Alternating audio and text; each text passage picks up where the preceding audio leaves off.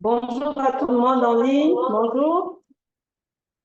Euh, J'espère que vous réussissez à m'entendre. Bienvenue à ce webinaire sur l'utilisation des réseaux sociaux pour renforcer le plaidoyer pour la lutte contre le paludisme, la tuberculose et le VIH-Sida. Je suis très heureux de voir que nous sommes déjà plus de 30 participants et vous êtes de plus en plus nombreux à nous rejoindre de différents pays. Alors, avant de commencer, on va juste rappeler quelques règles d'usage. Il y a une interprétation en français et une interprétation en anglais qui sont disponibles. Donc, s'il vous plaît, pour choisir votre langue, n'hésitez pas à cliquer sur l'icône rond de l'interprétation et vous pouvez choisir anglais si vous êtes d'expression anglophone ou français si vous êtes d'expression francophone. Nous allons également vous prier de muter vos micros. Vous pouvez laisser vos caméras ouvertes, mais il faudrait muter vos micros pour ne pas perturber le webinaire. Mais nous avons souhaité que ce soit une session interactive. Donc, de temps en temps, nous allons ouvrir la parole et permettre aux uns et aux autres de step in pour participer. Hi, everyone. Now I'll be speaking for Anglophones. I just wanted to share that there is English interpretation for this webinar. So you can click on the interpretation icon and choose the English language. Please let us know if in the chat, if you manage to choose your preferred language, whether it's English or French. Mr. Bunmi, I hope you find a way to choose the English interpretation. Please confirm us in the chat. Hello, Deepak Dungel, who is joining us from Asia. Hi to Nimat Labaika. Hi to Nimat from Nigeria. Hi to Annie. I hope that you can hear us now. Please confirm that you can hear us in the chat. So we will be starting in 1 minute tops. Just the time to allow others to join us for a few seconds. Thank you.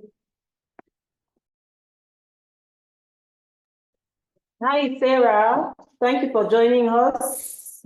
Hi, Ibrahim. OK, so maintenant, nous allons commencer. J'espère que tout le monde a pu bien choisir sa langue d'interprétation. Je voulais proposer pour le début que nous ouvrions tous notre caméra pour commencer par une photo de famille. Est-ce que chacun peut ouvrir sa caméra, s'il vous plaît? OK, donc maintenant, sans plus tarder, on va commencer avec les objectifs de cette formation qui a été pensée pour deux raisons: apprendre à utiliser les réseaux sociaux pour défendre la cause de la lutte contre le VIH-Sida, le paludisme et la tuberculose, mais aussi apprendre à créer des contenus engageants et adaptés aux différentes plateformes en ligne. Pourquoi les réseaux sociaux sont-ils importants pour le plaidoyer en matière de santé? Donc, du moins, c'est quoi la raison d'être de ce webinaire? Et puis, cette question, on a voulu ouvrir aux différents participants. Donc, est-ce qu'on a quelqu'un qui veut step in et nous partager pourquoi, à son avis, les réseaux sociaux sont importants pour le plaidoyer en matière de santé, notamment dans la lutte contre le VIH-Sida, la tuberculose et le paludisme? Mais si vous avez une contribution, vous pouvez tout simplement ouvrir votre micro. Allô? Oui, bonjour. Bonjour. Vous avez la parole, Monsieur Suleiman. Dites-nous. Merci beaucoup. Et en tout cas, par rapport à cette question, pourquoi les réseaux sociaux sont-ils importants pour les plaidoyer en matière de santé? Je dirais que à l'ère du numérique, presque, en tout cas, on a un grand nombre de personnes qui sont sur ces réseaux sociaux. Aujourd'hui, quand vous prenez, en tout cas, les principaux réseaux sociaux qui sont les plus utilisés, Facebook, WhatsApp, Twitter, rien que ces 3 réseaux sociaux, quand on regarde le nombre de personnes qui sont connectées, donc c'est vraiment un motif d'être en ligne. Deuxièmement aussi, le fait que ça touche en même temps un grand nombre de gens. Si vous êtes sur une page, un compte qui peut toucher en même temps plus de 25-50 000 personnes, c'est assez large, ça touche un public large. Et ça fait en sorte aussi que je dis que c'est en fait un outil de plaidoyer où ça fait influencer, en fait, que ce soit les décideurs, ça fait influencer les politiques du fait que ces réseaux sociaux mobilisent un grand nombre. Et ça fait faire en sorte que aussi les gens adhèrent aussi à vos initiatives ou à ce que vous faites. Donc, aujourd'hui, du point de vue communication, on ne peut rien faire sans vraiment les réseaux sociaux. Et je pense que c'est important d'être sur ces réseaux sociaux pour mettre des contenus qui sont vraiment adoptés en matière de paludisme, du VIH et bien d'autres questions. Donc, c'est important d'être sur les réseaux sociaux et de faire ce plaidoyer. Excellent, Suleiman. Merci beaucoup. Est-ce que vous pouvez vous présenter et nous dire de quel pays vous êtes et votre organisation? Moi, c'est Suleiman Omar Bra, je suis du Niger. Mon organisation, c'est l'Association nigérienne pour l'éducation aux médias et au numérique qui intervient aussi sur la question surtout du paludisme, puisque le Niger est l'un des pays, en tout cas, les plus touchés par le paludisme. Et c'est une thématique qui m'intéresse beaucoup D'accord. depuis... Oh oui. Merci beaucoup. Donc, vous avez soulevé un bon point, l'audience qui nous permet, renforce nos capacités de diffusion, en fait. Et c'est le point où nous allons arriver avec notre prochaine slide. Mais une autre contribution, maybe on the English side, does someone want to tell us why they think social media is important in health advocacy? If you have a contribution, you can open your mic and share, present yourself, where you come from, and share with us. Hello. Hello. We'll start with Bunmi. Hi, Bunmi. Please go ahead. I'm listening to you. Okay, so and open your camera too, please.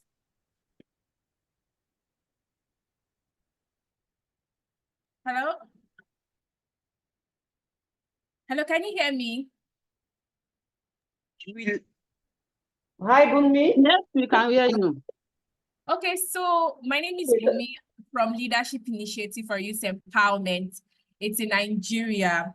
And there are ways social media can be effective because we need social media, that's no lie, because, you know, we'll be able to have like powerful messages that can reach our targeted audience, you know, because social media and technology mixed together can create a bridge in reaching millions of people in a very short while. People get to see what you do when you make stories, when you make campaigns that needs to go viral, okay? And social media can cross, you know, go about different boundaries. It doesn't have to be restricted to just where you stay. It doesn't have to be a place where it's restricted to just where you are living or where you are working, but it can go round. For example, you know, when we work on something and then we post it online, it's not only a secluded people that are seeing it, but everybody and people who use social media can be able to access it.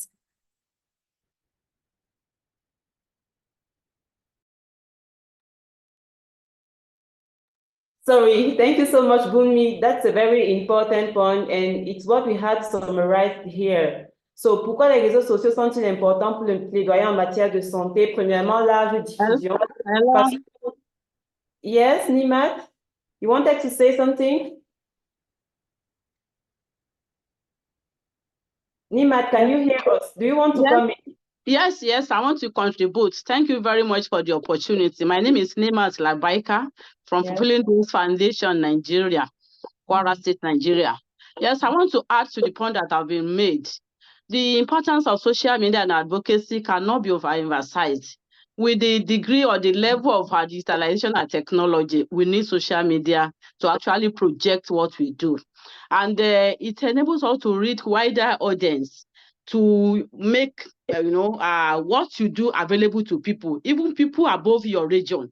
They get to know what you do. And in addition to that, we need the attention of the policymakers to actually, attend to our needs. And the way you can quickly reach them is through this social media. Many of them attend to you on their Twitter pages. When you go there and you drop something, they see it and they respond immediately. So you get quick response when you use social media. So this is in addition to what has been said before, not to repeat what has been said. So thank you very much for this opportunity. I appreciate you. Thank you so much, Nimat. And you just said something very important. We need the attention of policymakers in this work we are doing. We need the attention of leaders. And one of the ways we have to reach them is through social media. So just to summarize it in 3 points, pour résumer en 3 points, large diffusion, pour toucher un large public de manière rapide, diffuser des messages à des millions de personnes instantanément, ce qui est important pour sensibiliser, informer. Il y a également un point sur l'engagement et l'interaction, parce que après avoir communiqué le message, comment est-ce qu'on amène les gens à interagir dessus? Comment est-ce qu'on renforce l'information qu'on est en train de communiquer? Comment est-ce qu'on clarifie les informations? C'est en créant un peu d'engagement et d'interaction autour. Et les réseaux sociaux peuvent nous aider à faire ça. Parce que cette interaction favorise un meilleur engagement et une meilleure compréhension des messages. Et le dernier point que nous avons, c'est donc la mobilisation et le plaidoyer. Les réseaux sociaux nous aident à mobiliser le soutien et influencer les leaders politiques. Et c'est un peu ce que Nimat nous disait tout à l'heure, à travers les campagnes virales, les pétitions en ligne, les témoignages personnels. Et même quand ce ne sont pas les leaders eux-mêmes qu'on peut toucher, il y a d'autres cibles qu'on peut toucher à travers les réseaux sociaux comme les médias. On peut attirer l'attention des médias sur une histoire qu'eux, ils vont après utiliser pour porter au créneau de la cible plus haut qu'on veut toucher. Donc, en gros, voilà le point sur l'importance des réseaux sociaux pour le plaidoyer en matière de santé. Et merci beaucoup pour toutes vos contributions. On sent déjà que ce webinaire va être très interactif. Alors, en termes d'agenda, nous avons 5 points au programme. On va essayer de faire ça en 1h30 maximum. Donc, je nous invite à rester connectés et à suivre. Nous allons d'abord parler des bases de l'utilisation des réseaux sociaux vraiment de manière basique. Quels sont les réseaux qu'on connaît? Quelles sont leurs spécificités? Qu'est-ce qui différencie Facebook de Twitter, de TikTok, de Snapchat, de LinkedIn? Ensuite, nous allons parler de la rédaction de contenu et ça se résume en une question simple. Comment rédiger un bon post? Qu'est-ce qu'il faut faire pour rédiger un bon post pour les réseaux sociaux? Nous allons faire un exercice pratique en live qui sera très fun, donc apprêtez déjà vos différents comptes. Je ne sais pas où vous êtes le plus actif, pour ceux qui sont plus Facebook, Twitter. Et on va discuter un peu des techniques pour maximiser la portée et l'engagement. Ça veut dire quoi? Après avoir fait votre post, qui est excellent, comment on se rassure que ça touche le maximum de personnes? Comment on se rassure que le maximum de personnes voient notre message? Et enfin, nous allons discuter un peu des meilleures pratiques.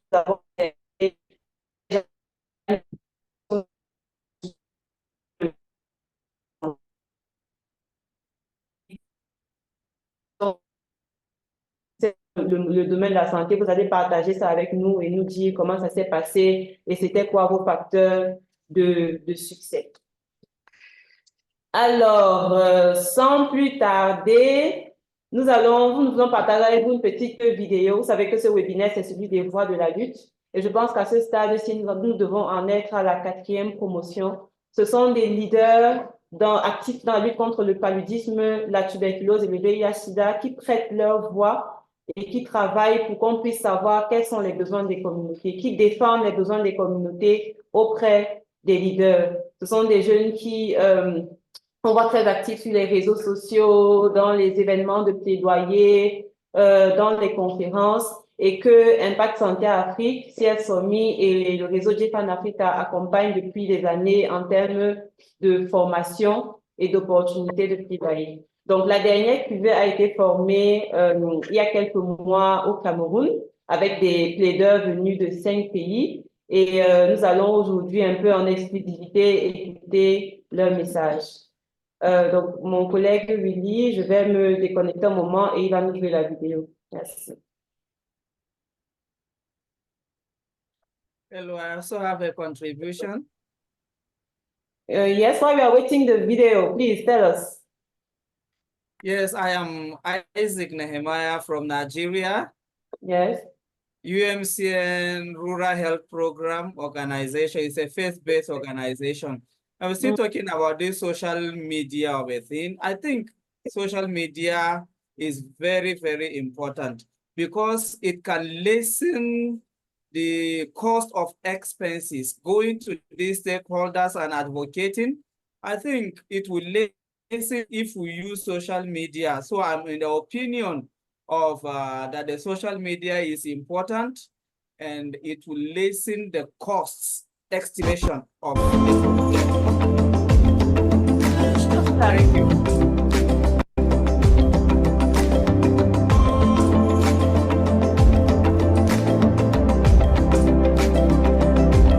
Dans mon pays, le Burkina Faso, les femmes représentent une part significative des personnes vivant avec le VIH.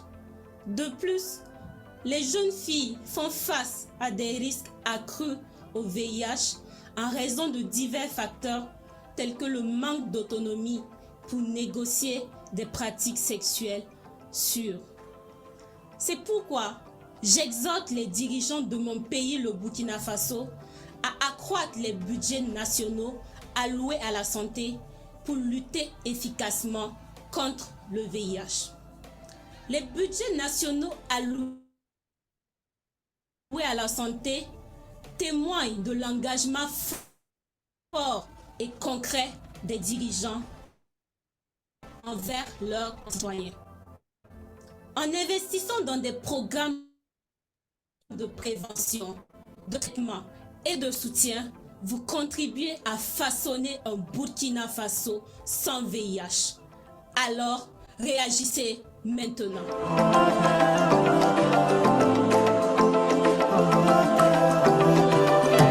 Merci, Farida.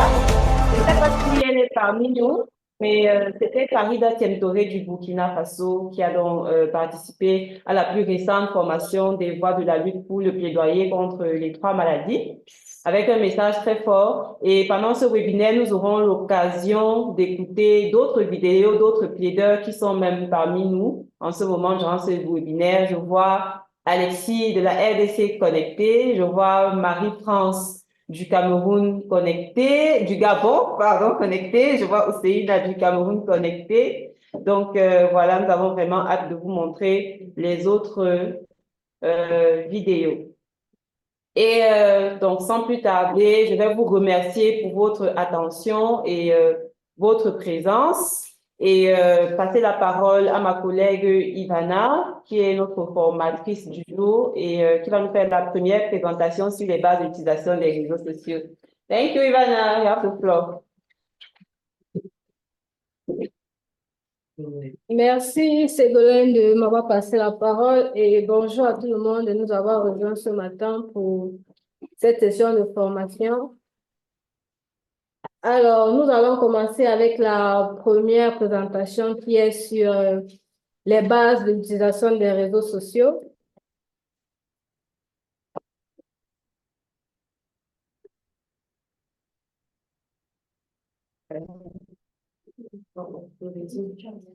En termes d'aperçu principal des plateformes, nous avons notamment Facebook, Twitter, Instagram, TikTok, LinkedIn. En guise d'introduction, nous savons que, ou alors beaucoup d'entre nous savons que les réseaux sociaux, ce sont des plateformes en ligne qui permettent aux différents utilisateurs de créer des profils, partager du contenu, interagir avec d'autres personnes. En termes de statistiques clés, on dira que les réseaux sociaux ont plus de 4,6 milliards d'utilisateurs dans le monde et qui touchent une large partie de la population, y compris les jeunes. Pour Facebook, en ce qui est de Facebook, elle est la plus grande plateforme déjà avec plus de 2,9 milliards d'utilisateurs actifs. Et le contenu sur Facebook peut varier en termes de texte, images, vidéos, sondages et bien d'autres. Twitter est la deuxième plateforme communément appelée X aujourd'hui. C'est une plateforme principalement de microblogging avec 280 caractères pour les comptes non certifiés. Pour ceux qui ne connaissent pas ce que veut dire compte certifié ou non certifié, il y a les comptes avec une petite flèche bleue. Là, ce sont des comptes certifiés qui permettent de faire des posts ou des communications à plus de 280 caractères. Sur Twitter ou alors X, maintenant, l'accent est beaucoup plus sur l'actualité, les échanges en temps réel, l'engagement, les retweets, les mentions et les hashtags.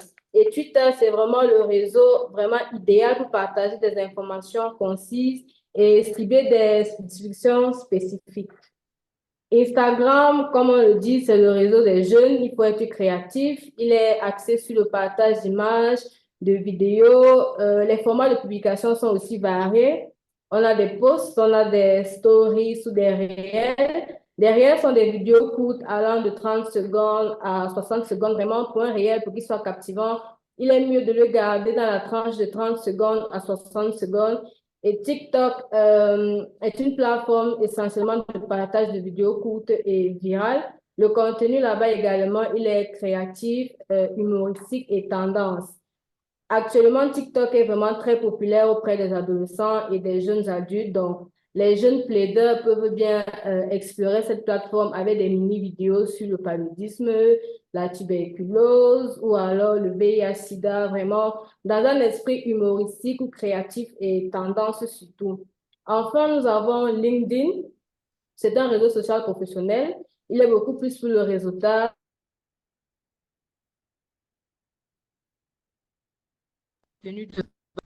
d'expertise et d'opportunités professionnelles pour tous ceux qui cherchent des demandes de financement, qui cherchent des partenaires avec qui organiser des campagnes de plaidoyer. Il y a beaucoup d'offres qui sont beaucoup plus publiées sur LinkedIn. Donc, c'est l'occasion vraiment pour ceux qui n'ont pas de compte LinkedIn et qui aimeraient vraiment porter leur cause haut, de créer des comptes et vraiment, vous n'aurez pas de regrets. Et LinkedIn aussi permet de se connecter avec des parties prenantes clés, notamment les bailleurs de fonds et bien d'autres. Toujours dans l'aperçu des réseaux sociaux, avant de continuer, nous aimerons savoir s'il y a des gens en ligne qui ont des questions. La parole est ouverte. Pour tous ceux qui aimeraient poser des questions jusqu'ici. S'il n'y a pas de questions, nous allons continuer avec les audiences et le type de contenu adapté pour chaque plateforme. En termes de plateforme, nous parlons de Facebook, bien évidemment, LinkedIn, Instagram, TikTok et X, toutes les pages que nous avons précédemment présentées. Ici, chaque plateforme attire un public vraiment très différent avec des comportements spécifiques. Il est important de bien connaître les profils d'utilisateurs sur chaque réseau social afin que le message ou alors ce que l'on veut faire passer soit adapté et de manière pertinente. Facebook, par exemple, touche un public plus large et diversifié en termes d'âge, de localisation et de centre d'intérêt. Ce qui est de Twitter ou X, il est principalement utilisé par les professionnels, par les journalistes, des décideurs, beaucoup pour suivre l'actualité. En ce qui concerne Instagram, désolé pour ce petit hic. En ce qui concerne Instagram, c'est davantage utilisé par les jeunes pour partager les moments de leur vie. Ça peut être, par exemple, un plaideur ou alors une organisation de la société civile qui partage son travail au quotidien en communauté, ce qu'il fait avec les jeunes, dépendamment de la cause qu'il soutient ou qu'elle soutient. Nous avons TikTok qui attire un public adolescent, jeunes adultes, surtout en quête de contenu divertissant et tendance. LinkedIn, comme on le disait précédemment, est fréquenté par les professionnels en recherche d'opportunités et de réseautage.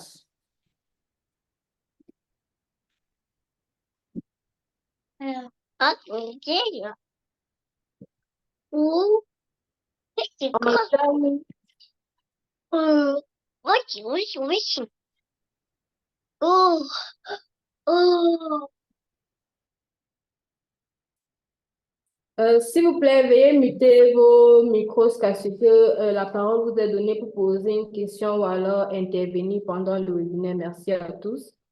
Nous allons continuer avec les exemples de contenu. En termes d'exemples de contenu, nous avons des articles blog qui peuvent être des analyses approfondies. Par exemple, vous pouvez rédiger ou partager des articles détaillés sur des sujets pertinents à votre cause. Par exemple, vous pouvez partager un article sur l'impact du paludisme sur les économies africaines ou alors les défis du dépistage précoce du VIH-Sida. Vraiment, ça dépend de la cause que vous défendez et de votre intérêt. Si vous êtes beaucoup plus dans la prévention ou alors le traitement ou alors les difficultés rencontrées, donc vous avez vraiment un choix large en ce qui concerne les analyses approfondies et les articles blog. En termes d'études de cas, vous pouvez présenter des études de cas réussies de plaidoyer en expliquant les différentes stratégies utilisées et les résultats obtenus. Par exemple, nous avons le Cap-Vert dernièrement qui a éliminé le paludisme. Vous pouvez présenter cette étude de cas sur vos différents réseaux sociaux en termes de contenu. Vous pouvez faire une série de petits posts et autres. En termes d'exemples de contenu également, nous avons les infographies. En termes d'infographie, ce sont des données statistiques. Donc, vous pouvez créer ces infographies qui illustrent des données clés, que ce soit sur le VIH, la tuberculose ou le paludisme, ainsi que des infographies simples sur les mesures de prévention du paludisme ou alors les étapes de dépistage du VIH et bien d'autres. En termes de contenu également, nous avons les vidéos. Pour les vidéos, nous pouvons les scinder en deux. Nous avons des témoignages et des webinaires et interviews. Donc, vous pouvez partager des vidéos de témoignages des personnes affectées, des médecins, des experts en santé publique, ou même vos vidéos de témoignages. Vous allez sur le terrain, vous rencontrez certainement des difficultés, ou alors vous rencontrez des personnes qui vous touchent avec leurs témoignages, ou alors avec leur vécu face à la maladie, que vous pouvez aussi partager, mais bien sûr, en ayant le consentement de la communauté, c'est très important de le faire. En termes de webinaires, oui, vous pouvez partager des extraits de webinaires, d'interviews avec des experts ou bien des figures influentes. Par exemple, nous sommes à ce webinaire de formation. L'enregistrement sera disponible et partagé sur la page YouTube de Impact Santé Afrique. Vous pourrez partager un extrait de la partie qui vous a le plus intéressé avec un court message et inviter d'autres personnes à suivre le webinaire à leur temps voulu. Nous avons également les publications éducatives qui sont des faits rapides ou alors des mythes et réalités. En termes de faits rapides, nous vous encourageons à partager des publications courtes avec des faits rapides et des statistiques sur les maladies que vous combattez. Mythes et réalités, les questions ici de démystifier les idées fausses courantes, que ce soit sur le VIH-Sida, la tuberculose et le paludisme. Il y a beaucoup de personnes là d'ailleurs qui n'ont pas la bonne information, alors ce serait vraiment top si l'on pourrait démystifier toutes ces idées fausses qui sont autour de ces maladies. Contenu interactif, je pense que peut-être, ou alors certaines personnes sur Facebook ou sur WhatsApp ont déjà vu des petits sondages avec 3 ou 2 questions qu'on pose. Ça aussi, c'est un contenu interactif. Par exemple, en ce qui concerne le paludisme, vous pouvez avoir un sondage, par exemple, sur comment est-ce que les populations utilisent les moustiquaires, si c'est pour la pêche, s'ils dorment sous des moustiquaires ou alors s'ils utilisent les moustiquaires à d'autres fins. Ça, c'est un exemple de contenu que vous pouvez créer. Il y a aussi des discussions, lancer des discussions en posant des questions ouvertes. Ça peut être une simple question sur votre compte, par exemple, que pensez-vous du VIH-Sida en milieu jeune? Et comme ça, les gens voudront commenter et ça vous fera du bon contenu. Et également, vous pouvez récolter les perceptions des communautés par rapport à cela. Il y a également les histoires de succès. Ici, ce sont les projets qui ont réussi. Par exemple, une campagne de plaidoyer qui a réussi, que vous pouvez partager et inspirer d'autres personnes. Vous pouvez aussi mettre en lumière les impacts positifs et les leçons apprises. En termes de héros locaux, il y a bien dans nos communautés, par exemple, les agents de santé communautaires polyvalents. Dans d'autres pays, comme en RDC, on les appelle les relais communautaires. Vous pouvez mettre en lumière ce qu'ils font dans leur travail. Par exemple, vous pouvez enregistrer une mini vidéo d'un AIC qui vous présente comment il fait le test de diagnostic rapide du paludisme en communauté. Vous pouvez le célébrer et créer du contenu autour de cela. Il y a également les mises à jour et réalisations. Si vous êtes en train d'organiser, par exemple, une campagne de plaidoyer, vous pouvez partager le parcours avec vos abonnés sur les réseaux sociaux, avec votre communauté, votre audience.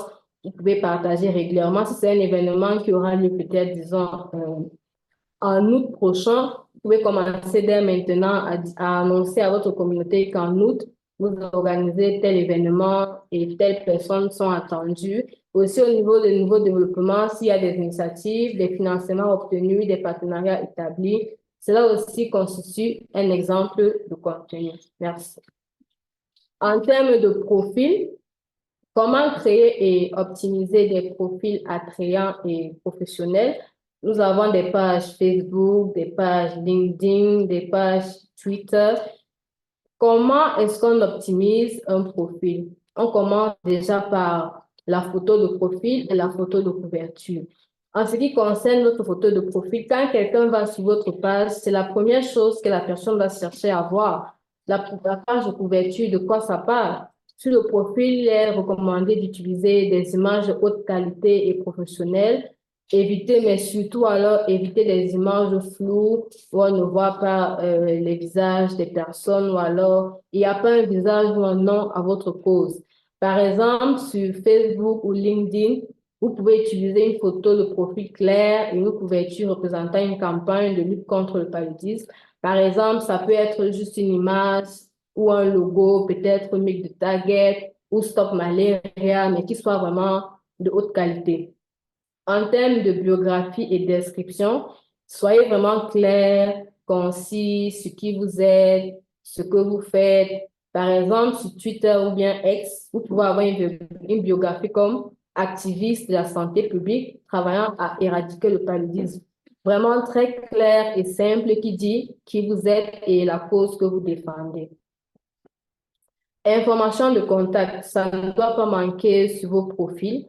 Comment est-ce qu'on vous contacte? Vous pouvez inclure vos coordonnées, que ce soit, surtout si c'est un compte professionnel, vous mettez votre adresse email ou bien vous mettez le lien vers votre site Internet. Si vous avez un site Internet ou une page blog qui renvoie à tout le travail que vous faites, vous mettez le lien.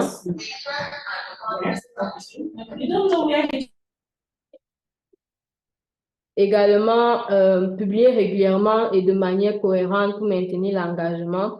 Par exemple, sur Instagram, vous pouvez avoir un calendrier de publication pour partager des mises à jour hebdomadaires sur vos activités. Il y a aussi l'engagement avec l'audience. Il est très important, si sur vos pages, vous avez des commentaires ou des messages, que ce soit des demandes d'offres d'emploi, de stage, que ce soit des questions sur comment participer à vos campagnes, être volontaire dans votre association ou bien comment être engagé et tout. Donc, c'est aussi de cette manière que vous pouvez optimiser vos profils. On va jouer une deuxième vidéo des voix de la lutte, mais avant, on aimerait savoir si en ligne, vous avez des questions, vous pouvez les poser et la discussion est ouverte. Merci.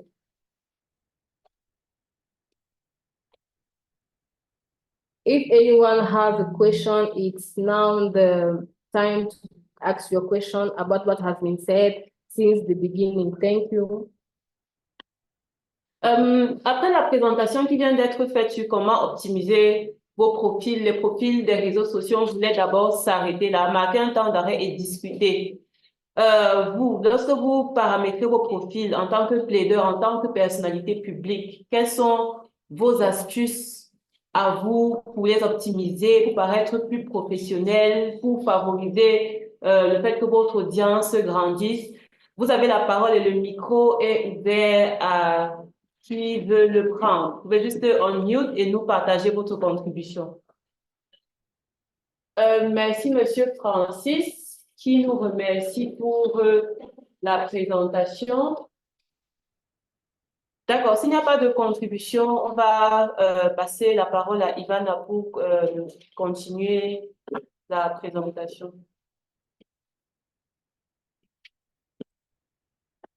Merci, nous allons continuer avec la prochaine présentation. Nous allons passer à la deuxième présentation qui est sur la rédaction de contenu engagé. La rédaction de contenu engagé sur les réseaux sociaux, c'est vraiment pour susciter l'intérêt auprès de votre public, construire une communauté active et mener des actions efficaces de plaidoyer. Donc, dans cette session, on va explorer les meilleures pratiques pour créer des publications captivantes et impactantes. Comment rédiger un bon post? Alors, il y a plusieurs étapes qui font d'un post un post de qualité. Nous commençons par la structure. Déjà, l'introduction doit être accrocheuse. Dans l'introduction, il est question de commencer par captiver l'attention de votre audience avec une introduction percutante. Vous pouvez poser une question, utiliser une statistique frappante pour raconter une histoire intrigante. Par exemple, vous pouvez commencer votre post par saviez-vous que, ou alors une statistique du genre, en 2019, il y a eu par exemple X nombre de cas de paludisme. Donc, c'est une façon d'introduire votre post. Et puis maintenant, au contenu principal, vous allez développer votre message principal de manière concise et claire, dans un langage vraiment simple et éviter les informations superflues. Et aussi, il faut rester focalisé sur le sujet pour lequel vous voulez faire un post. Vous devez aussi également, dans un post, inclure un support visuel. Cela peut être une image, une vidéo, une infographie. Cela, c'est pour rendre votre post plus attractif et facile à digérer. Les visuels également peuvent renforcer votre message et susciter de l'engagement auprès de votre audience. Et puis, en termes de rédaction du post, il est nécessaire de terminer son post avec un appel à l'action. L'appel à l'action peut être, par exemple, d'encourager votre audience à commenter, partager ou alors de proposer des actions concrètes comme, par exemple, signer une pétition, faire un don. Et aussi, dans l'appel à l'action, il faut utiliser des verbes comme découvrez, rejoignez-nous, participer. Indiquez précisément ce que vous voulez que votre audience fasse et comment elle devrait le faire. En termes de rédaction d'un post également, le post aussi a un ton. Il faudra avoir un ton authentique, engagé et proche de votre communauté. Il faut varier les styles entre un style informatif. Informatif, c'est donner une information. Un style inspirant, c'est par exemple, un ton inspirant, c'est partager une histoire qui vous a marqué. Conversationnel, c'est poser une question, comme on le disait, à votre communauté, selon l'objectif que vous voulez atteindre. Aussi, dans le ton de la voix, vous pouvez montrer de l'empathie envers votre audience et les personnes touchées par la problématique que vous abordez, que ce soit le paludisme, que ce soit le changement climatique, la tuberculose ou le VIH-Sida. Et aussi, vous devez exprimer votre soutien d'une manière ou d'une autre et votre compréhension aux défis auxquels ces personnes, ces populations vulnérables font face. Aussi, un post est complet et il fait un bon post lorsqu'il y a des hashtags. Vous pouvez utiliser des hashtags pertinents, des hashtags tendances, mais surtout liés à votre thématique. Vous pouvez combiner entre des hashtags généraux et des hashtags spécifiques pour améliorer la visibilité. Aussi, vous pouvez suivre l'évolution des hashtags les plus utilisés. En termes de posts également, il y a le volet tagué. Il faut aussi savoir qui taguer dans vos posts. Par exemple, il y a les partenaires et influenceurs. Vous pouvez identifier les partenaires, les organisations et les influenceurs pertinents dans votre domaine. Vous pouvez mentionner leur compte dans vos publications. Cela pourra vous aider à élargir votre audience et à renforcer vos relations avec d'autres secteurs ou d'autres personnes qui défendent les mêmes causes que vous. Il y a les participants et contributeurs. Si par exemple vous organisez une campagne de plaidoyer avec d'autres partenaires, il est vraiment important de les mentionner dans vos communications ou alors dans vos posts pour que cela puisse aussi les inviter ou alors les inciter à partager votre contenu. Il y a également on va d'abord s'arrêter là pour une petite session d'échange. Et par rapport à ce qui vient d'être dit, un exercice intéressant serait de savoir, bon, en fonction des domaines de tous les participants, il y en a qui travaillent dans le PALU, il y en a qui travaillent dans le VIH-Sida, il y en a qui travaillent dans la tuberculose, le changement climatique. Quelles sont les personnes que vous devez toujours, que vous taguez toujours absolument, leaders ou partenaires, en fonction de votre pays et de votre domaine de spécialité? Je pense qu'on peut commencer par les activistes les plaideurs du VIH-Sida. Vous avez la parole si quelqu'un veut unmute son micro et nous dire, lui, dans ses posts, quels sont les leaders, partenaires ou organisations qu'il doit toujours taguer quand ça concerne le VIH. We were talking about the partners and the leaders we always have to tag in our posts when it comes to advocacy. And we were wondering, for people working in HIV, for example, who are the leaders and partners that you always tag or have to tag? Please unmute your mic and come in to share. Thank you. We'll leave you a few seconds. No one from HIV in the room? Who can share who are the main leaders and partners to tag in HIV? Hello. Hi, please come in. Hi. Thank you. Hi, I'm Wanda from South Africa, and Yes. I'm an HIV content creator. So we tag leaders like Yvette Raphael. APA is an organization that deals with the prevention of HIV and AIDS in Africa. The Her Voice Fund and AVAC. We tag people like Sadie Brown, Nozibele Mayaba, and we have a lot of HIV activists and leaders in South Africa that we can tag and can promote our work. Thank you. And sorry, just don't go yet. Why them? Why specifically them? Pardon, can you please repeat? Why them specifically? Oh, so most of them work with young people. So organization APA works with young people and upskilling them and providing them with more resources in terms of navigating the space. So it equips them with information, like valid information they can use in like content creation. They also help with demedicalizing new words and making us know them and spread awareness to our peers using peer-to-peer communication / language. And yeah, it just exposes us as well to many people in this arena, and that's why we tag them, so that they can know that young people are interested and are in the content space doing this work. All right, thank you so much for your contribution. We are going to malaria people in the room. Can you come in and tell us who are the main partners and leaders you always tag in the context of your country and why?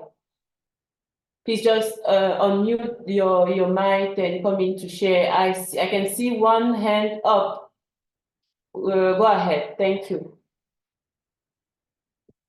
Okay, so we have Darlene Chumba in the chat sharing that she's uniquely using her Facebook account for large sharings. But from now on, she's going to create an account on Twitter, on Instagram, on TikTok, and LinkedIn too.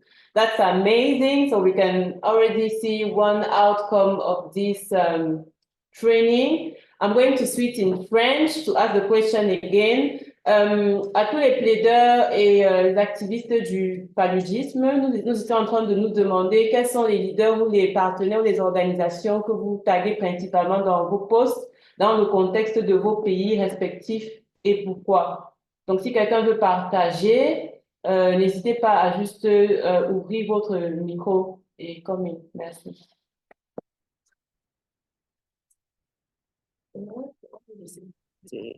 Allô? Oui, vous avez la parole. Bonjour. Merci, c'est Alexis Alisson de la RTC. Par rapport à nos publications sur Facebook, Twitter, nous taguons plusieurs partenaires œuvrant dans notre thématique paludisme. Notamment sur Facebook, on tag les programmes nationaux de lutte contre les paludismes, PNLP. Nous taguons aussi African Leaders Malaria Alliance, ALMA. nous taguons Impact Santé Afrique, nous taguons CS4Me, nous taguons ISAID, nous taguons Airben. Il y a plusieurs partenaires. Ça, c'est au niveau international. Mais au niveau du pays, nous taguons aussi, par exemple, la conseillère spéciale du chef de l'État en matière de la jeunesse. Et nous taguons la ministre de la Jeunesse, le ministre de la Santé. Nous taguons aussi les autres organisations partenaires œuvrant dans la même thématique, telles que RACOJ, tels que les réseaux RACOJ. Nous taguons aussi CNRC et bien d'autres. Et voir des leaders jeunes qui ont de l'influence auprès de qui on peut avoir leur appui, comme les footballeurs Chancel Mbemba, par exemple, qui s'intéressent aussi à la question santé, nous les taguons.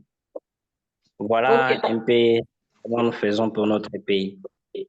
Merci Alexis. Et dans votre contexte, vous avez dit à propos de taguer le ministre de la Jeunesse et la conseillère spéciale de la Jeunesse, c'est pertinent parce que vous êtes une organisation qui est dans le domaine du paludisme, oui, mais un de vos atouts, un de vos critères principaux, c'est que vous êtes une organisation de jeunes. Donc, les spécificités de ce qu'on fait orientent également quelles sont les personnes qu'on doit taguer. Mais est-ce que vous avez l'impression que ça produit un résultat ou un effet quand vous les taguez? Est-ce que vous avez ces leaders qui step in peut-être et repartagent ou bien réagissent ou bien vous ont contacté, peut-être le ministère par rapport à un post que vous avez fait, ce genre de choses?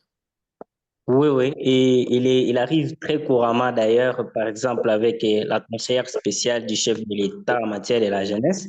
Et elle est toujours active et on garde contact. Et elle nous fixe des audiences et nous continuons à faire les plaidoyers parce que l'effort, c'est que nous voudrons que les chefs de l'État s'approprient de notre initiative. Alors, nous les taguons et elle est favorable à nous, elle nous accompagne, elle nous ouvre les portes. Avec Madame Michelle Ndiaye, qui est la représentante de l'Union africaine, elle est aussi prête, elle partage même nos publications. Donc, il y a vraiment des résultats et toutes ces autorités-là s'intéressent à ce que nous faisons. Ok, merci Alexis. Juste pour partager, encore dans le chat, on a Nomonde d'Afrique du Sud qui nous dit que TikTok, c'est un réseau qui passe beaucoup là-bas, surtout auprès de la population jeune, et que ils ont vraiment beaucoup de succès à utiliser TikTok pour créer des conversations autour du VIH/SIDA. Est-ce qu'il y a d'autres contributions, quelqu'un d'autre qui veut come in? Sinon, on va continuer. Merci beaucoup pour votre participation.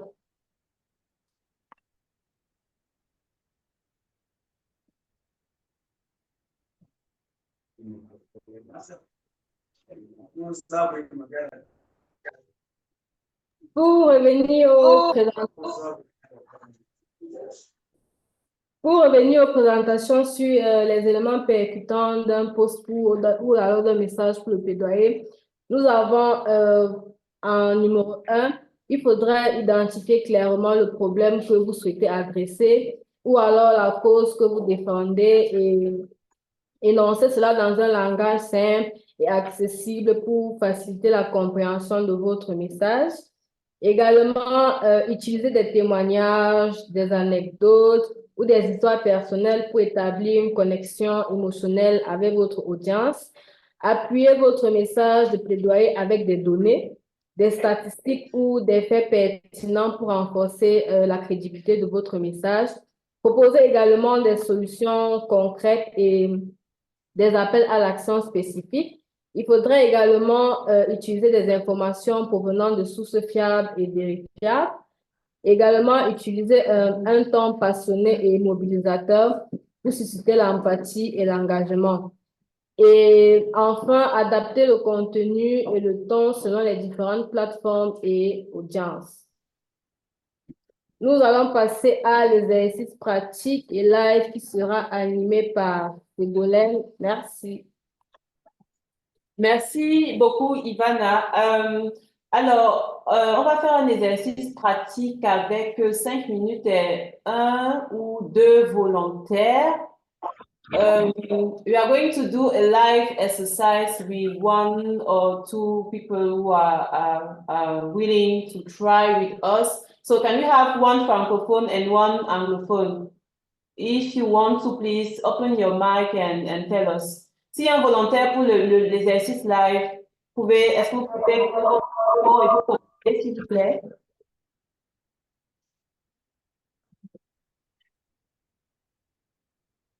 One on Anglophone side and one from Francophone. Okay, so we have Marie-France from Gabon, holding herself for the exercise. Do you have someone else from an Anglophone, English-speaking country? Maybe HIV, because Marie-France is from malaria.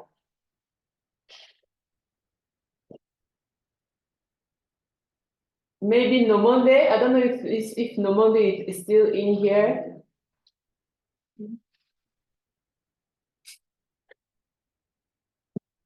Yes, okay. So what we are going to do, I'm going to ask you to take your smartphones.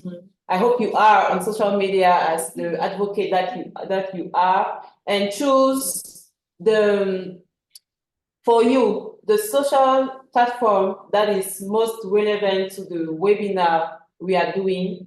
Propose a post on what is happening now, a happening now post on this webinar, and take into consideration everything we discussed about, like who is the audience, what is the key message you want to share from this webinar, who you have to tag, and what you can use as an illustration. Can we do that? Yes, can we do that and maybe comment on it? Okay, Nomonde, thank you for reminding us that you are still here. Would you be willing to do this live exercise with us? Just consists of taking your smartphone, choose the social platform that you think is most relevant to the webinar we are having right now, and propose a live happening now post about what we are doing. Choose the relevant person, partners, leaders to tag. Okay, she's saying yes. Yes, I'm doing it. Okay, thank you, Marie-France and Nomonde. We are giving you a few minutes. Maybe during this time, we can have himself to play another video from Voices of the Five. And you are going to give a few minutes to Marie-France and Nomonde to work on their live posts, and then in 5 minutes, we are going to allow them to read to us what they wrote and why they wrote that. Dans le français, rapidement, nous avons eu 2 volontaires, Marie-France du Gabon et Nomonde de l'Afrique du Sud. Donc, ils vont choisir un réseau social qui est adapté à la formation que nous sommes en train d'avoir, et elles vont faire maintenant un post sur ce qui est en train de se passer, le message clé qu'elles veulent que leur audience retienne de ce webinaire, choisir les leaders des organisations adéquates à taguer, et on leur donne 5 minutes pour ça, et après elles vont nous revenir pour nous lire un peu le post qu'elles ont fait et nous dire pourquoi elles ont fait ce post avec ces mots. Et voilà. Donc, en attendant, on va regarder une autre vidéo des voix de la lutte, Sanogo Mariam.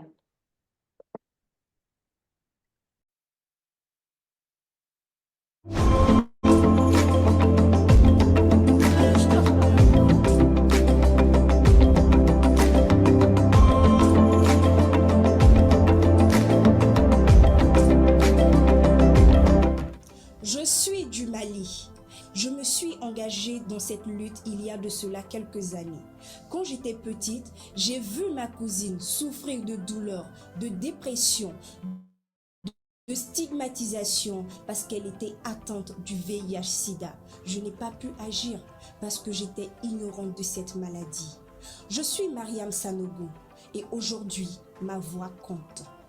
Il est indéniable que depuis l'apparition du VIH-Sida en 1980, des millions de personnes ont été infectées et en sont morts. Bien que nous ayons fait des avancées dans la lutte contre le VIH-Sida, nous devrons redoubler d'efforts. Je vous exhorte, chers décideurs, de prioriser la lutte contre le VIH-Sida, d'augmenter les fonds nécessaires pour qu'on puisse mettre en place des programmes de sensibilisation sur le dépistage précoce, la prise en charge et la stigmatisation. Car vous savez, autant chaque voix compte, autant chaque geste compte également. Merci.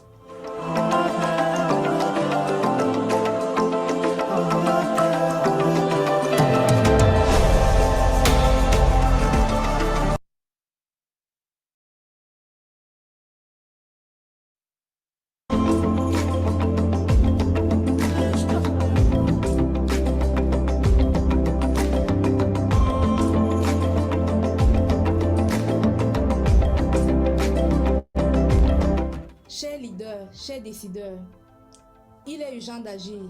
Nous avons besoin de vous, nous les communautés, pour avoir un accès équitable aux soins de santé. Chaque seconde compte, chaque minute compte. Notre avenir est entre vos mains.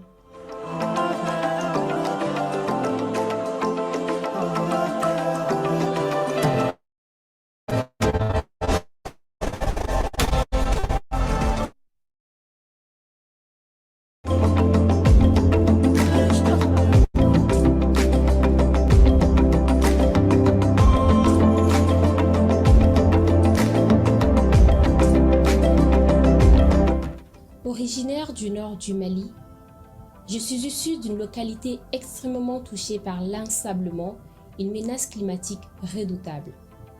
Les changements climatiques sont dévastateurs. Ils constituent un obstacle majeur au développement et met en péril la survie des populations des zones touchées.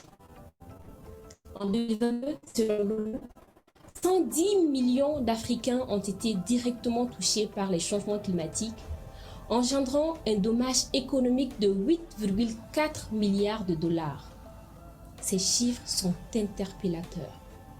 Chers leaders, chers camarades jeunes, l'heure n'est plus au discours, mais à l'action.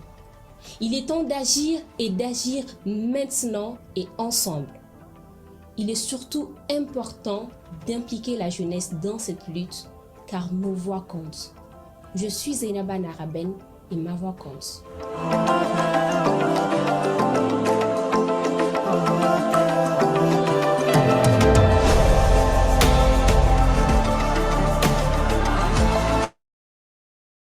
Thank you so much. You just heard the voices of the fight. We are seeing a couple messages from you guys in the chat. If you do not understand French, please, we want to remind you that there is English translation interpretation available. So just click on the icon that looks like a globe on the Zoom platform and you will see the English language. Also on the videos that we are playing, you are going to notice that when they are in French, there are English subtitles that are available on the video. Thank you, Ajara, saying nice meeting. Thank you. Hi, Linda, if you are just joining us, thank you. The videos you just saw are from the Voices of the Fight. If you're not familiar with the program and you are interested, please leave us a message in the chat with your email address and we will reach out. Les vidéos que nous venons de voir sont donc celles de la dernière cuvée des voix de la lutte qui ont été formées dans le plaidoyer pour lutter contre le VIH-Sida, le paludisme et la tuberculose. Donc, si vous êtes intéressé par ce programme, n'hésitez pas à nous laisser un message dans le chat, peut-être avec votre adresse email et comme ça, on pourra revenir vers vous. Alors, sans plus tarder, on va revenir à nos deux volontaires, Marie-France et Nomondé, qui vont nous présenter, nous lire un peu, si possible, partager l'écran, sinon c'est pas grave, le post qu'elle vient de faire par rapport au webinaire que nous avons. Donc, vous allez nous dire, Marie-France, quel réseau social vous avez choisi, ce que vous avez écrit, quelle image vous avez utilisée, qui vous avez tagué et pour quelles raisons. On commence par Marie-France du Gabon. Merci, à vous la parole. Oui, bonjour Serpus. Alors, j'ai utilisé le réseau social Facebook parce que pour moi, c'est celui qui est le plus représentatif au niveau du Cameroun et qui touche un large spectre de personnes et de cibles que nous avec lesquels nous travaillons chaque jour. Alors, mon post était simplement une annonce de ce qui se passe actuellement. Je vais vous le lire. Happening now. Webinaire sur l'utilisation des réseaux sociaux pour plaider efficacement pour la lutte contre les 3 grands fléaux de notre continent, paludisme, VIH et la tuberculose.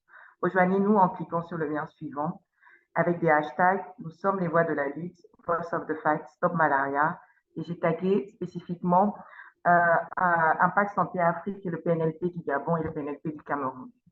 Voilà.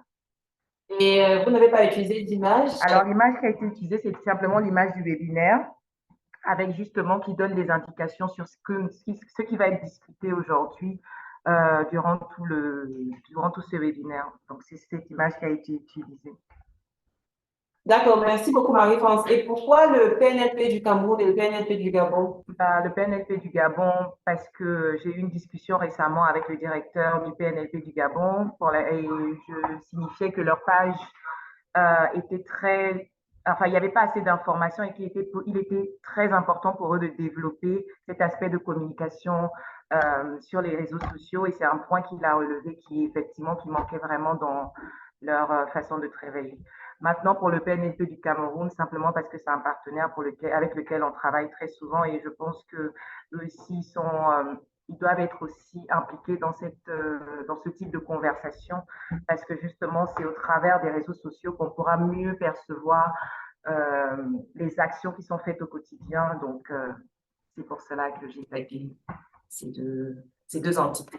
Ok, merci Marie-France. Moi, je dirais un bon point, c'est que vous n'avez pas oublié de faire l'appel à l'action. Donc, il y a un appel clair à nous rejoindre avec le lien du webinaire, ce qui est très bien. La photo du webinaire aussi est très bien. Comme ça, on voit visuellement ce dont vous êtes en train de parler. So thank you to Marie-France who just shared with us her live post. We are going to give the floor to Nomonde for English-speaking side, and Nomonde will tell us, what is the social media she chose and why. What is the post she wrote? Maybe read us the post and tell us who she tagged on the post and which image she used and any other comments she wants to share. Can you come in, Nomonde, please? You have the floor. Thank you. Hello, everyone. I hope everyone can hear me. So I created an Instagram story because it's fast and effective. So I created an Instagram story and I tagged Viv Healthcare, HIV Adolescent, and APA-ZA. And my caption for the Instagram dump that included 4 different snippets of the meeting that we just had goes like something like this. Digital advocacy makes it easier to connect and create advocacy-based networks. We are living in a reality that allows us to access information from international sources without worrying about language barrier, and we're able to partner with them in discussing ways to promoting HIV awareness and using digital advocacy to further promote HIV awareness. And then my take on it is that social media plays a significant role in HIV prevention, and we value the impact of digital advocacy because it exposes and connects us to people like to people who are involved in policy making decisions with organizations, and we get invited into platforms where we are able to sit and draft that information that we didn't know existed. But this is all because we were able to involve them in the work that we're doing, and therefore they find us eligible to be part of these sessions that we never thought we would show up for. Thank you. Thank you, Nomonde. Can you share your social media link in the chat, because I think I'm going to follow you and other people in the room. And I think the expression digital advocacy is great, interesting, and it's exactly what we are doing.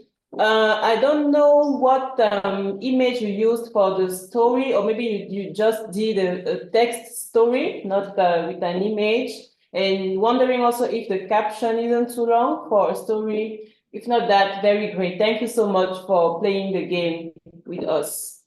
And with this, the live exercise is done. I'm going to give back the floor to my colleague Ivana for the rest of the presentation. I think we have 30 minutes left, so please stay connected. And just reminding that there is English translation available on the Zoom interface. And also after the webinar, like a couple of you asked on the chat, we are going to share an English version of the presentation of the slides. Thank you so much. Thank you, Ségolène, for animating this session, and thank you for everyone who joined us for this exercise. Now we are going to move forward with the next presentation.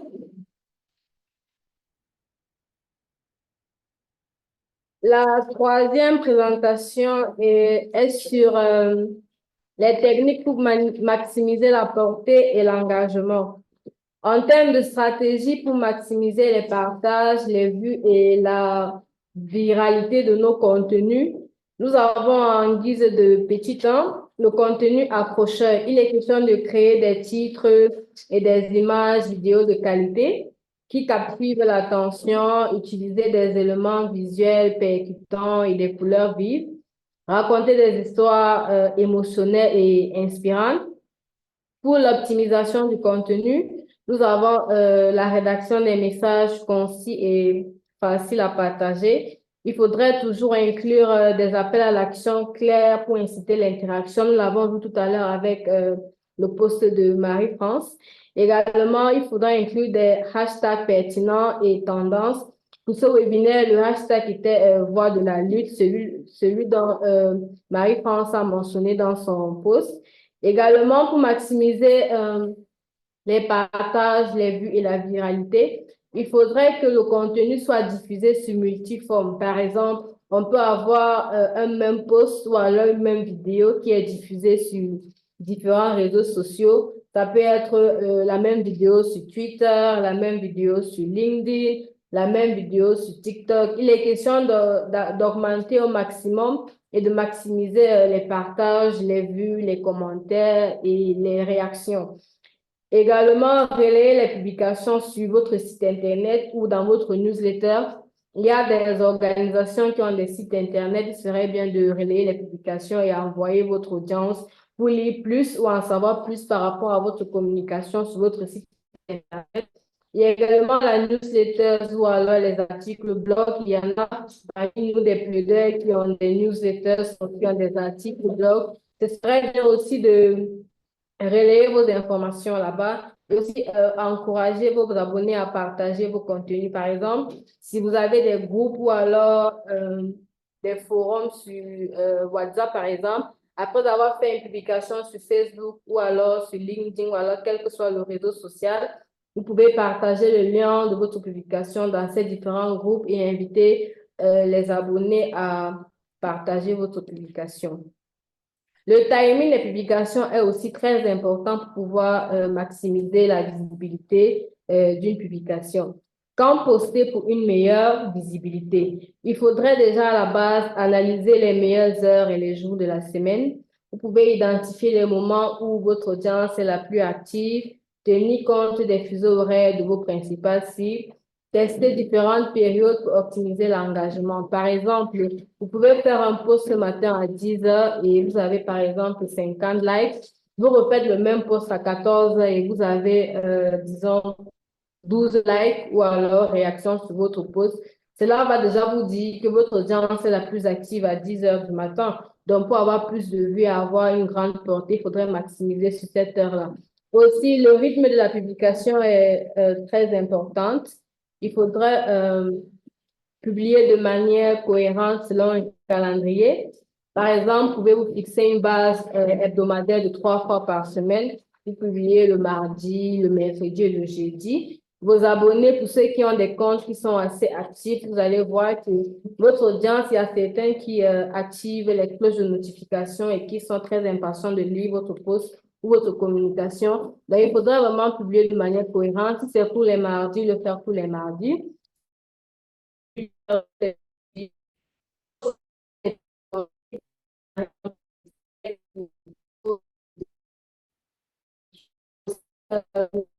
Il est très important d'ajuster la fréquence en fonction des retours de votre communauté. Si par exemple, vous avez une rubrique, vous partagez par exemple une news sur le paludisme chaque mardi, si votre audience ou alors votre communauté trouve votre contenu attrayant et vous laisse des commentaires par exemple, de le faire maintenant 2 fois la semaine, il faudra aussi prendre en compte ce genre de retour qui vient de votre communauté. Interagir avec les followers. Ici, il s'agit de répondre aux commentaires et aux messages. Il est très important d'être réactif, c'est-à-dire, vous devez répondre rapidement aux commentaires, aux messages pour montrer à votre audience ou alors à vos abonnés que vous êtes attentifs et soucieux de l'engagement envers vous. Également, personnalisez vos réponses. Par exemple, sur un commentaire sur votre page Facebook, disons par exemple de Alexis, disons qu'Alexis vient commenter une de mes publications. Il dit vraiment merci pour le webinaire. Moi, en guise de réponse, je devrais dire merci Alexis d'avoir participé. Donc, c'est vraiment très important de personnaliser et tenir compte du contenu spécifique ou du message. Également, il faudrait exprimer votre gratitude. Il faudrait de temps à autre remercier vos followers pour leurs commentaires, pour leurs questions ou alors pour leurs suggestions. Aussi, montrer votre appréciation pour leur engagement envers votre contenu ou votre cause.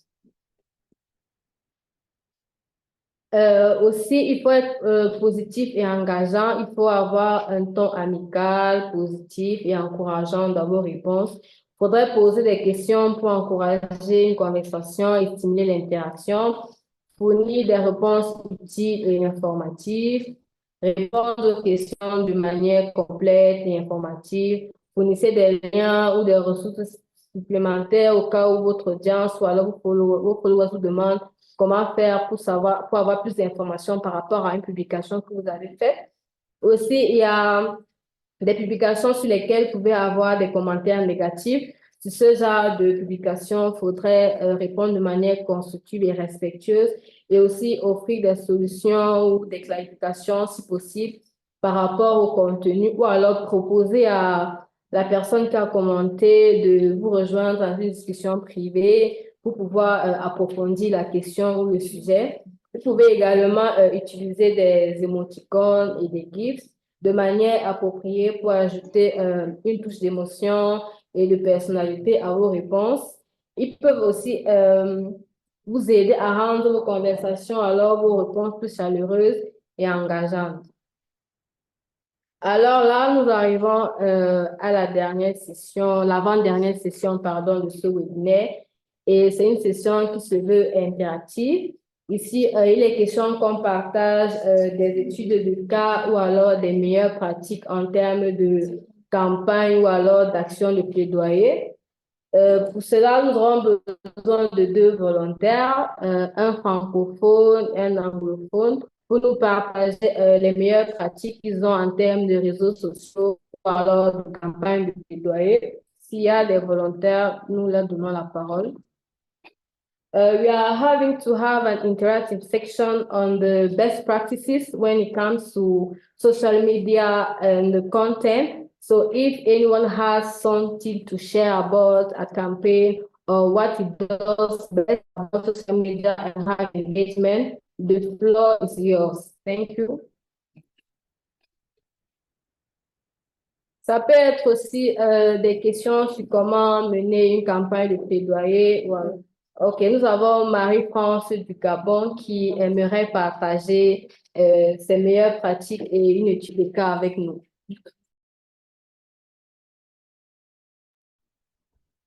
Bonjour, bonjour à tous.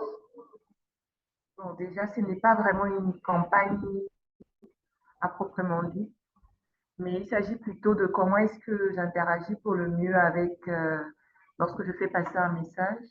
Et pour cela, le plus souvent, il est important de justement d'avoir une cible spécifique et que le message soit celui-ci adapté à la cible pour que l'impact soit encore plus important. Je privilégie souvent les interactions et comme disait Ivana tout à l'heure, la personnalisation des réponses que je reçois parce que chaque personne se sent du coup impliquée à sa manière et encouragée à revenir.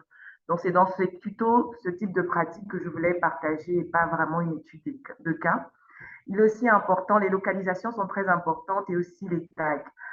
Les hashtags, bien entendu, parce qu'ils permettent d'avoir une meilleure visibilité. Et le plus souvent, les personnes qui ont les mêmes centres d'intérêt que vous, sont peuvent facilement avoir accès à vos réseaux sociaux ou du moins comment dire, pouvoir interagir facilement avec vos réseaux sociaux parce que vous avez les mêmes centres d'intérêt. Et les centres d'intérêt sont beaucoup plus perçus sur les réseaux sociaux avec les hashtags et les tags qu'on utilise le plus souvent. Donc, c'est vraiment aussi une autre pratique que j'utilise souvent lorsque je fais des publications pour qu'elles touchent le maximum de personnes. La localisation, la cible, les tags et les hashtags. Voilà, merci beaucoup.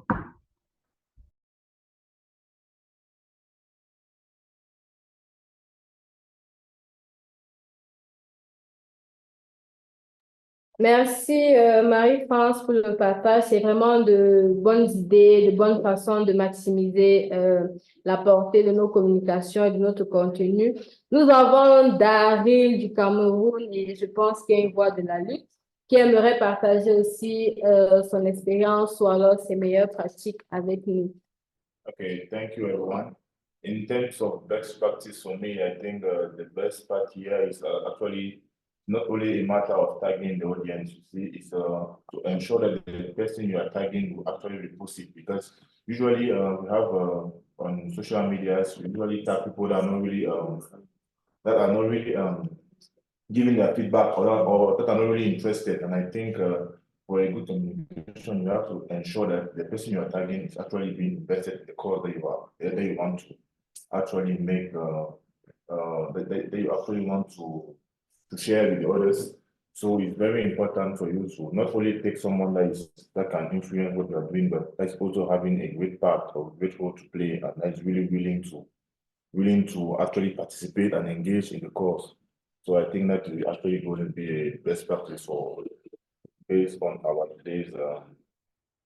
today's workshop. Thank you, everyone. Thank you, Daryl, for sharing with us. There is Marie-France that wants to add something. She has the floor. Thank you. Oui, je voudrais aussi rajouter qu'il y a aussi le contenu. Le contenu doit être avant tout très attrayant, parce qu'on peut avoir tous ces autres éléments, mais si le contenu n'est pas attrayant et efficace et percutant, parce que c'est ce qui marque en premier. Donc, ça aussi, c'est quelque chose sur lequel il faut beaucoup travailler. L'image que l'on partage, comment toucher la sensibilité sans trop heurter, comment encourager les personnes à rejoindre nos causes qui sont très importantes. Donc, il faut trouver les voies et moyens pour pouvoir adapter tout cela et mettre cela en pratique pour que nous puissions maximiser un nombre important de personnes afin que nos causes soient vraiment écoutées et entendues et relayées de partout. Merci.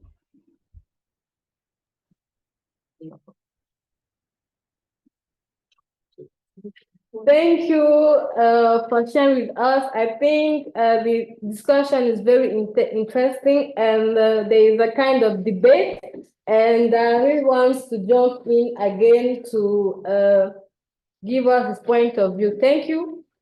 Okay, it's not like in terms of debate, but I think just to add with what my colleague said earlier, I think the best part in communication is to ensure that the audience you are having actually understands what you want to actually transmit as information you see, because usually we have to put ourselves in the shoe of the person that is listening to what you are going to say. So if you really want to actually have them, you have to actually know what is their interest, you need to know them, know what they're interested in, and try in our communication to try to actually formulate it in a way that they will gonna understand. Because the fact is not only for us to communicate, but to ensure that at the end, what we want to transmit as information is actually being understood by our audience.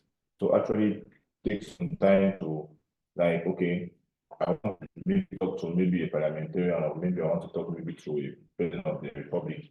How can I address him in a way he will be able to understand, or what is the language that is best for me to actually use if I want to make myself? That was just what I wanted to add to what Marie-France said earlier. Thank you.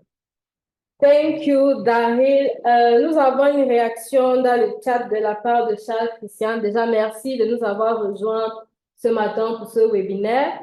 Pour Charles Christian, en termes de bonnes pratiques, il faudrait, ou alors de meilleures pratiques, cibler le bon public et adapter le contenu. Et il a expliqué qu'il est question d'identifier les groupes clés, les décideurs politiques, les leaders d'opinion, les citoyens concernés. Et aussi, il a mentionné quelque chose de très important, leurs préférences sur les réseaux sociaux.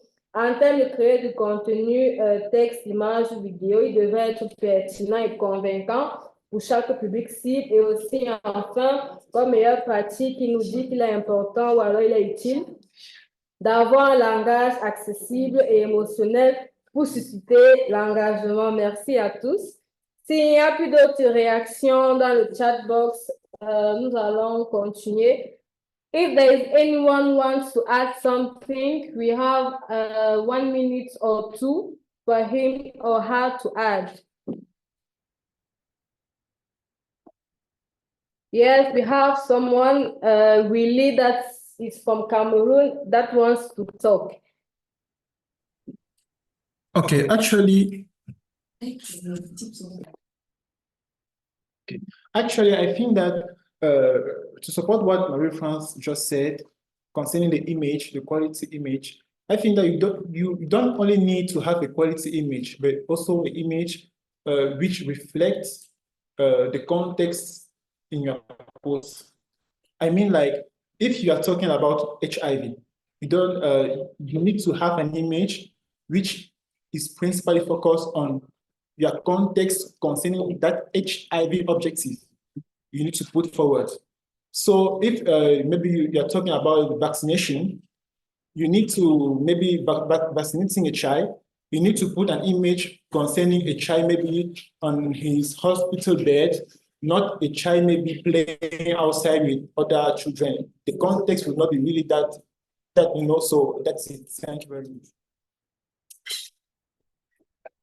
Thank you, Willie. And to bounce back, il est vraiment très important d'associer des images qui correspondent à notre message, à notre contenu. Mais également, il faudrait toucher un point important, utiliser des images dont nous avons les droits d'utilisation, sinon on pourrait encourir des peines légales et des sanctions. Merci à tous pour votre participation pour cette session. Nous allons avancer, nous arrivons à la fin de notre webinaire et nous avons en guise de prochaines étapes, les présentations seront partagées avec tout le monde, mais également nous aimerions que vous puissiez prendre 5 minutes pour répondre à une évaluation suite à ce webinaire pour pouvoir connaître les prochaines étapes ou alors les autres thématiques que l'on pourrait aborder avec vous en tant que plaideur ou organisation de la société civile. Les liens vous est envoyés dans le chat box.